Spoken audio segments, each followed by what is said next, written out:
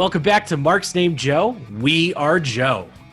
All right, today we are giving our predictions for All Out 2020. We're going to start just like they are with the buy-in, and there's one match that's been announced to this point. It is called a tooth and nail match, whatever that means, between Big Swole and Britt Baker.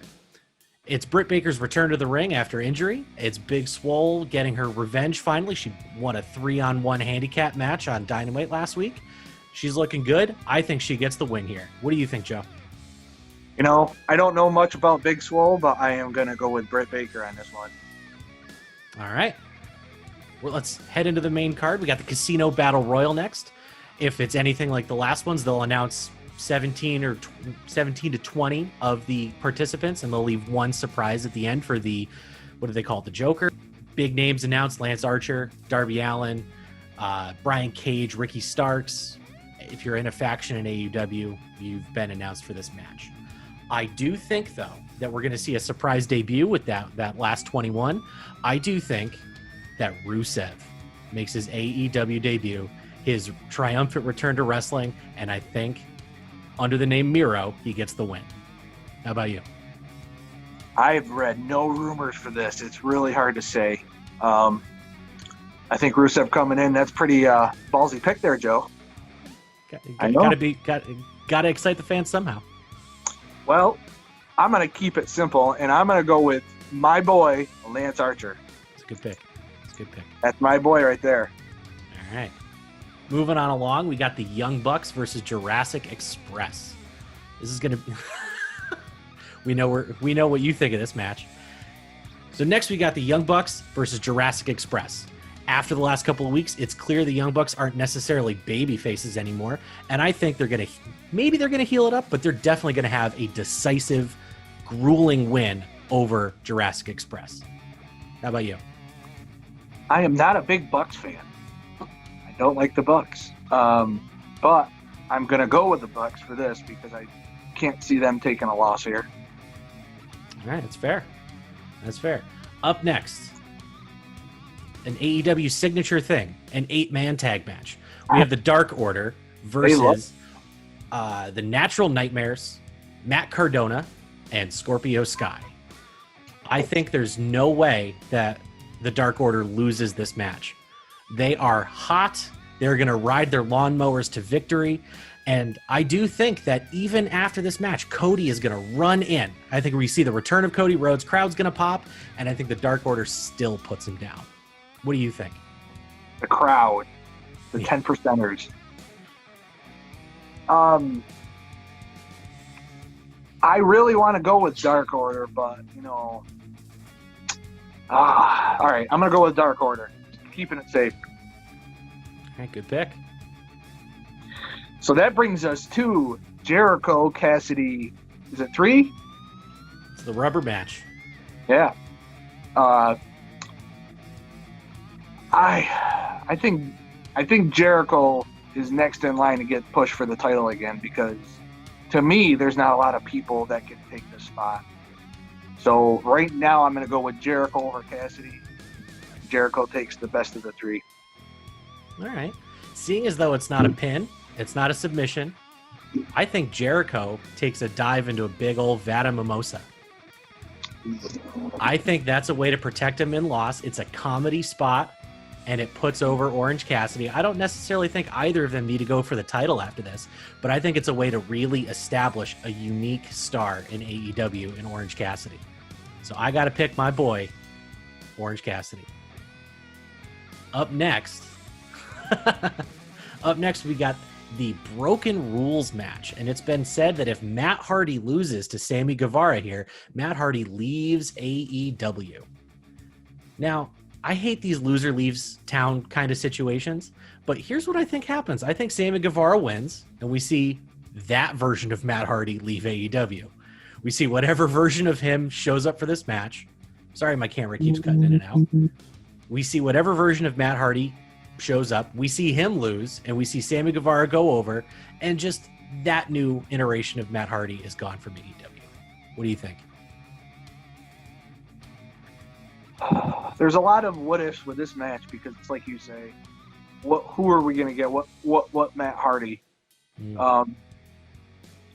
I love the broken character. I love broken Matt Hardy. I think that I'm going to go with Hardy in this match. I'm with you. I hate loser leaves towns matches. We all know that they're not going anywhere. So I'm going to stick with my solid pick with Hardy. All right. Up next, we've got probably the best built story on this card. We've got the Tag Team Championships. We've got Hangman and Kenny Omega versus FTR. I think this is the best told story going right now, and I think it's really heartbreaking when you sit back and watch Hangman Page and all of this.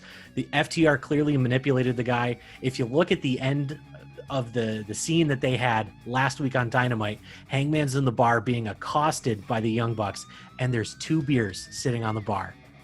Obviously, they were waiting for Dax and Cash, and they never came. I think that the manipulation that got to Hangman has caused enough of a rift between him and Omega. At the shot at the end of that scene this week was masterful too. Hangman's going to hand Kenny the belt, and he's not there.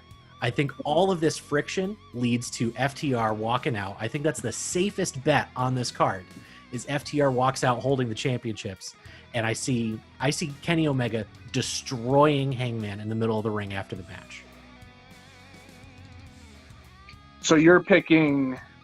I'm picking FTR. FTR. I'm going FTR as well, only because I feel that AEW is the best tag team division in all of wrestling right now.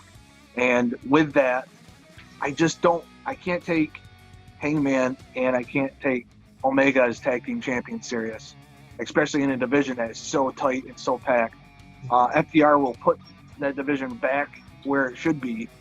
And then you can start getting the bigger matches with the Bucks and FTR. Oh, I think that's a clear vision for maybe 2 pay-per-views from now.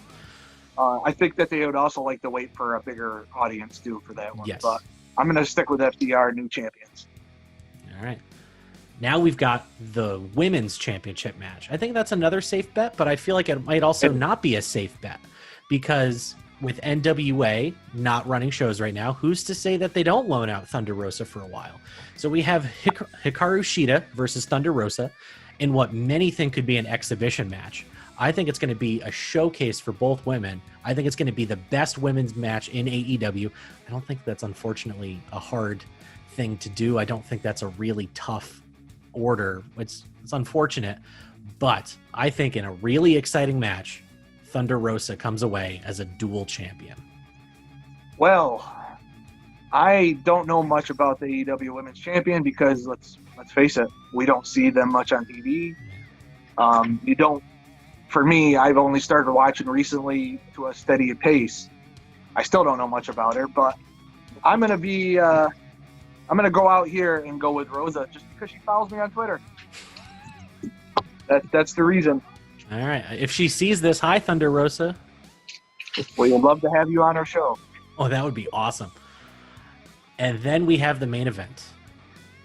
The main event, Moxley versus MJF. And let's just cut right to it right now. Moxley's not losing that title without a big crowd, and MJF is just too young still. So I'm sticking with Moxley. He hasn't lost a match in AEW, and he's not going to lose tonight. Or Saturday, sorry. Yeah. I really do appreciate how they've built this feud, though. I really appreciate how they've let MJF really show the potential that he has, because you have to realize how young he is still. He's, 23 or 24 years old? That's insane.